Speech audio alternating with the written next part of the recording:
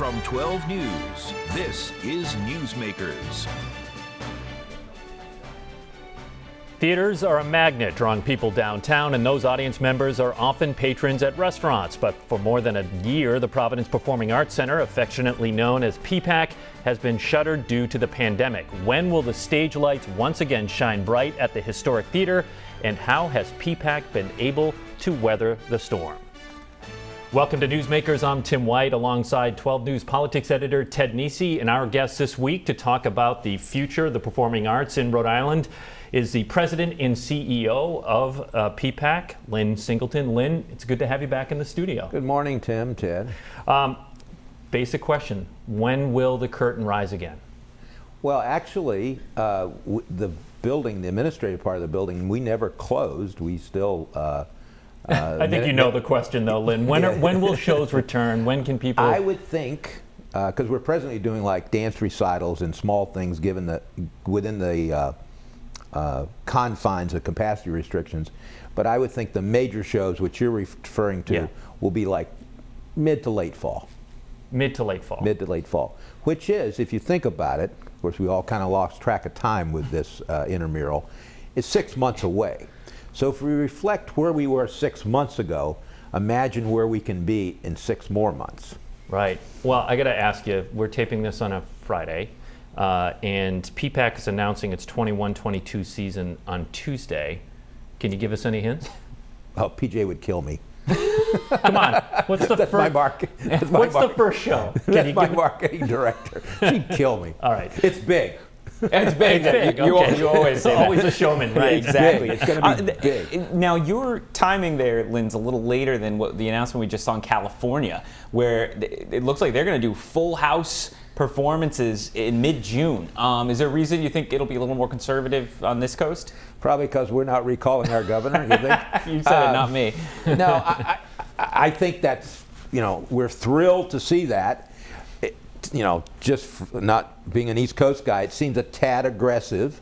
And we're going to be a little late to the party. One of the things we've said all along is we're not going to sacrifice the public safety for soon. And anecdotally, I'm friendly with the Nylanders in New York, and the Hamilton set has been sitting on the theater they own and operate in downtown LA for the last 13 months. And Hamilton was scheduled to reopen in October, and now they're considering reopening earlier. So, like I say, we're going to be a little late to the party. Our reopening will be, more phased and more cautious, and I think that's, given all that's happening in the world, I think that's the prudent thing to do. Let me ask you, it can be hard for people to keep track of kind of the business effect on different industries. We know the ones that have been affected most, the arts and performance, restaurants, hotels, but there have also been some grants and things like that to help. I mean, how tough has the financial hit been on PPAC, or have you been able to get grants and things to kind of offset it? I mean, you've been dark now for a year. Well, the industry as whole was the first one in, and I think will be the last one out. It's been catastrophic. Fortunately for PPAC, we had reserves. The state stepped up, and we received a grant from them to help for our operating. And the programs that we did, we continue to do most of our community outreach programs. Of course, we switched to streaming, but sponsors like John Hazen White from TACO and Navigan and Harvard One and Bank Newport, and we'll leave somebody out, all stepped up and helped underwrite those performances. And we, my line was initially we focused on the 4 P's, and those were personnel, performances, PP&P, and and projections. And the projections were like goalposts. They kept moving.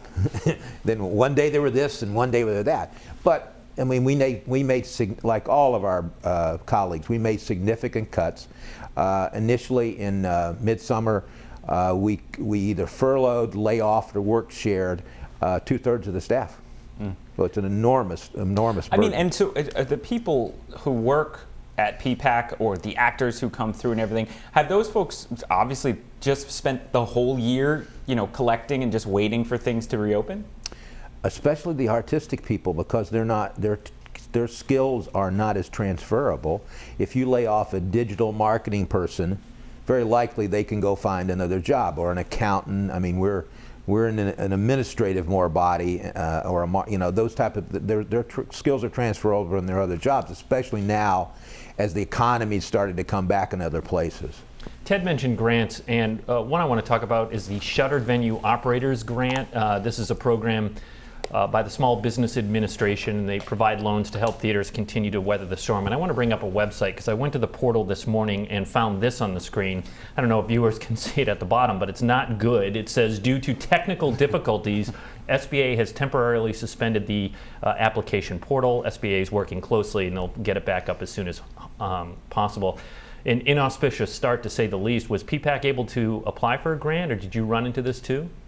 Actually, we have all of our documentation prepared, ready to go, and like the rest of our folks in our same situation are doing the same. I smile when I heard it went down. I thought to myself, it's something that I heard a long time ago of technology overpromises and sometimes underdelivers.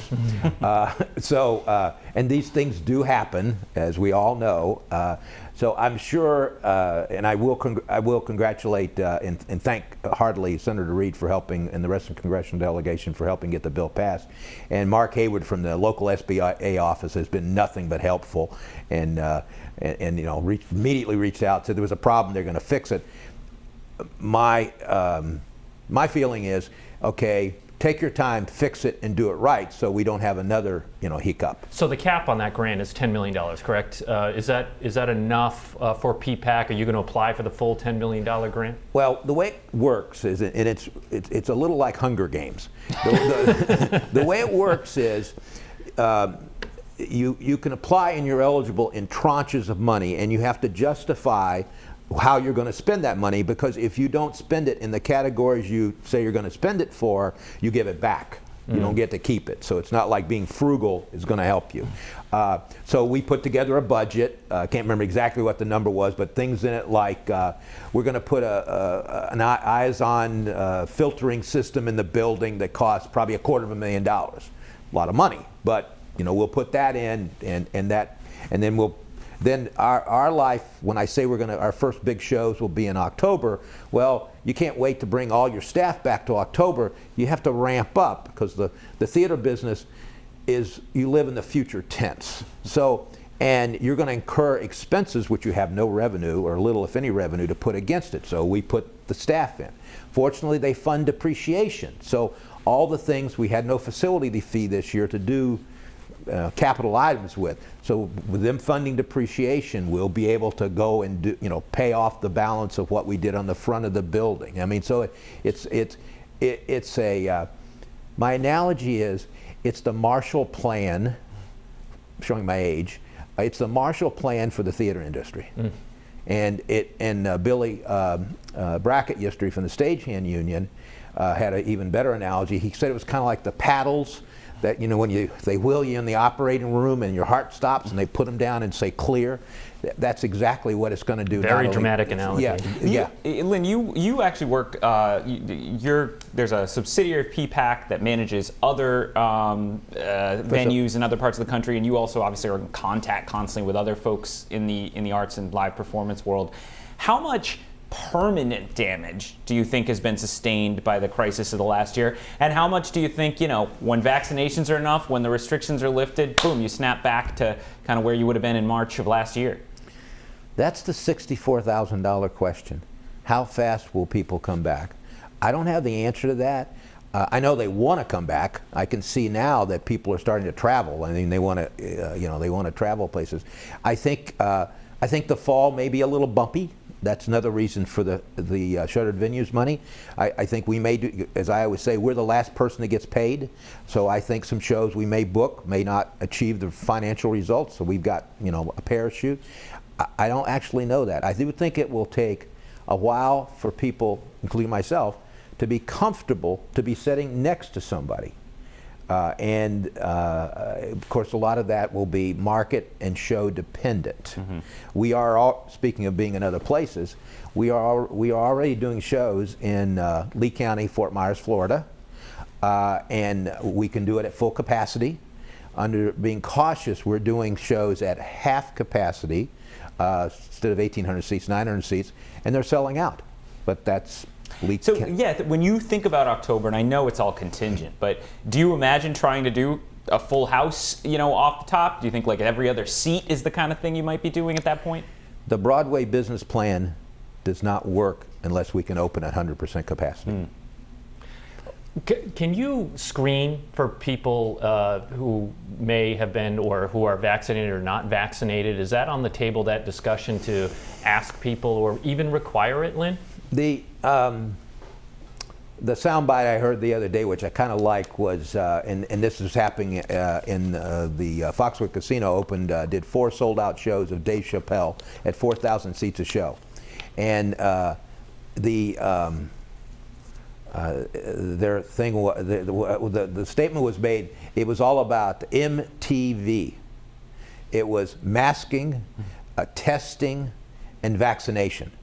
That's today. So if you wanted to go see Dave Chappelle, you had to wear a mask, you had to be vaccinated, or while you were standing there ready to go in, you were tested.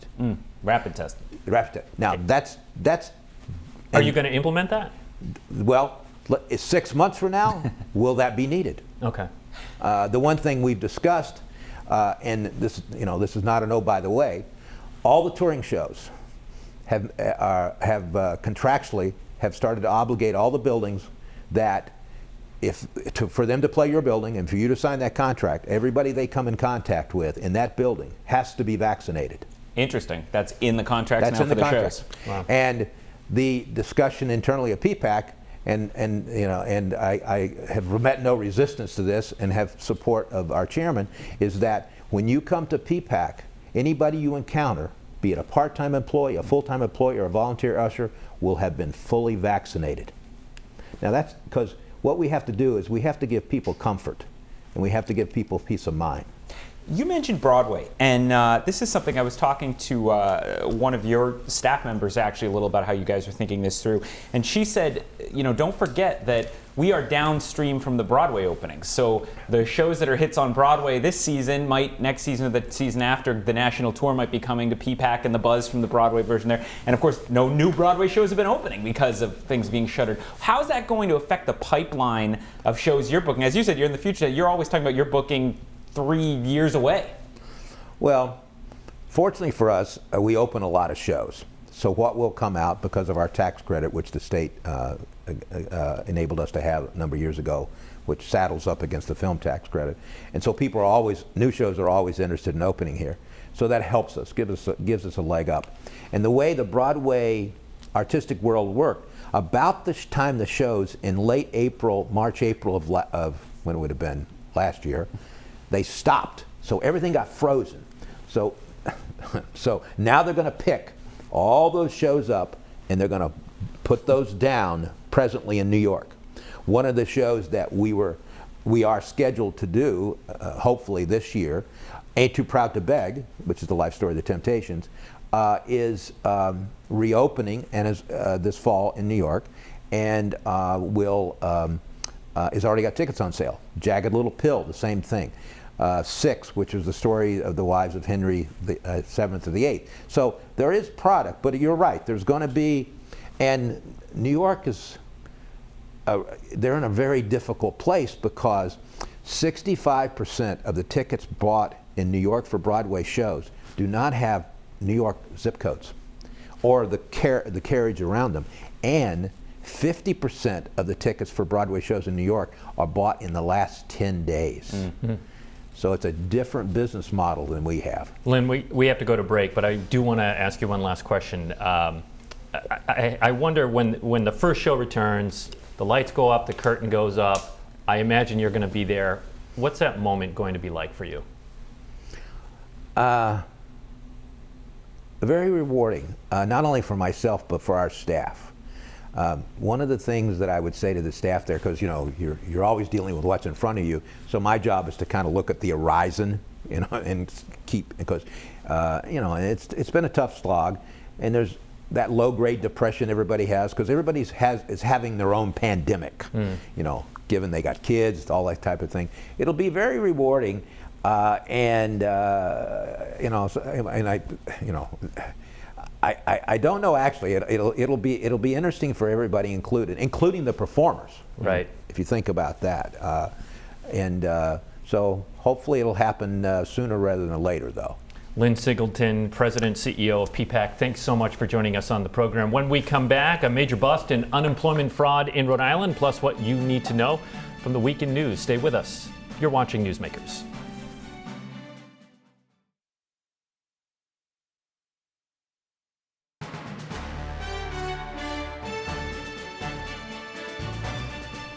Welcome back to Newsmakers. I'm Tim White alongside 12 News Politics editor Ted Nesi. On Thursday, the U.S. Attorney's Office announced 15 Rhode Islanders were charged in a sweeping federal case accused of fraudulently obtaining unemployment benefits from 11 different states. I was at that news conference for the announcement. Here is some of what they said. What these individuals are accused of doing is despicable. It is critical that every dollar spent goes to those who need it, not to the greedy con artists trying to cheat the system. Unfortunately, our investigators have found that is exactly what's been happening. This fraud has had an incredible effect on everyday Rhode Islanders who are entitled to unemployment benefits and can't get through to DLT, can't access DLT because of the fraudulent conduct of these individuals. Each of these individuals on their own filed fraudulent applications with the Rhode Island Department of Labor and Training, as well as in other states. In this latest investigation, we've identified fraudulent applications filed in 11 states that resulted in unemployment insurance payments of more than $578,000, including $126,000 from Rhode Island. In order of speakers there was the head of the Boston office of the FBI, Joseph Bonavolanta, followed by Attorney General Peter Nerona, and the last person there was the acting U.S. Attorney, Richard Myris. So, Ted, one interesting nugget going through the court paperwork on this one was those charged got caught, according to investigators, when they cashed their allegedly phony jobless benefits at Twin River Casino instead of a bank. So, the suspicious activity was flagged to state police because when you cash something at Twin River, they charge like a 3% surcharge, but people usually go and gamble. What happened here allegedly is the defendants walked in, cashed the unemployment checks or debit cards in this case, and then walked out. So why would you pay that fee? And the thought is, and they were charged, some of them were charged with money laundering. It was a way to try and hide how they got the money. Well, it's been, I mean, I'm sure we have viewers watching this morning who have experienced this or have a family member who experienced unemployment fraud because it's been so widespread. I remember early in the pandemic, we started to get the reports and thought, oh, a few, and then just so many reports. It was unbelievable. I feel like half our own staff and colleagues have been targeted. One thing I thought was interesting, though, is I thought when you told me, because Tim always knows these things in advance, you told me this was coming, I thought it was going to be identity theft. So did I. Yeah, and then they're not charged with identity theft, which that wasn't clear to me why. Yeah, it's interesting. As you point out, a lot of people have experienced identity theft with unemployment fraud. Either it happened to you or someone that it happened to, and they weren't charged with aggravated identity theft because they weren't stealing, allegedly, people's identities. Ted, they were using their own. But what they were doing is they were applying to the Rhode Island Department of Labor and Training in their name, but lying about their situation. Then they would apply to North Dakota. Then they would apply to California and 11 different states, and they collected a bunch of money that way. One defendant allegedly collected $90,000. Which is a lot of money under UI. It is absolutely a lot of money, but he allegedly did that by casting a wide net with different states. So it's Did very you different. get a sense at the press conference, are they going to bring identity theft? Are they hoping to charge on the identity theft part of UI fraud over time? Well, they already have in other cases. It's a good question. As a matter of fact, Rhode Island... People are livid about that. It messed up their taxes and that, yeah. Yeah, absolutely. And we have a lot of information on our website about that for if you are a victim of that, what you need to do. But Rhode Island, believe it or not, was the first state in the country, the District of Rhode Island, that actually brought a fraudulent CARES Act in this case. It was a fraudulent PPP loan case. There have been other ones where 5 Florida men were charged with identity theft for allegedly stealing Rhode Islanders' identities and then using them to obtain jobless benefits. So in all, 23 people have been charged in Rhode Island to the tune of $31 million. Some of them charged with identity theft, but in this case, Ted, I don't foresee identity theft being part of it because of the evidence that has been presented so far. Well, just one final thought on it, which is from my world of covering the budget. I mean, you got to think about. Back at the envelope, I would say the feds have ponied up like $5 trillion across the multiple stimulus relief appropriations bills. So. You don't need a very high, most of it's not fraud, but you don't need a very high percentage to be fraud to be talking about a massive amount of money. Exactly. Right. So I think we're seeing that across these programs.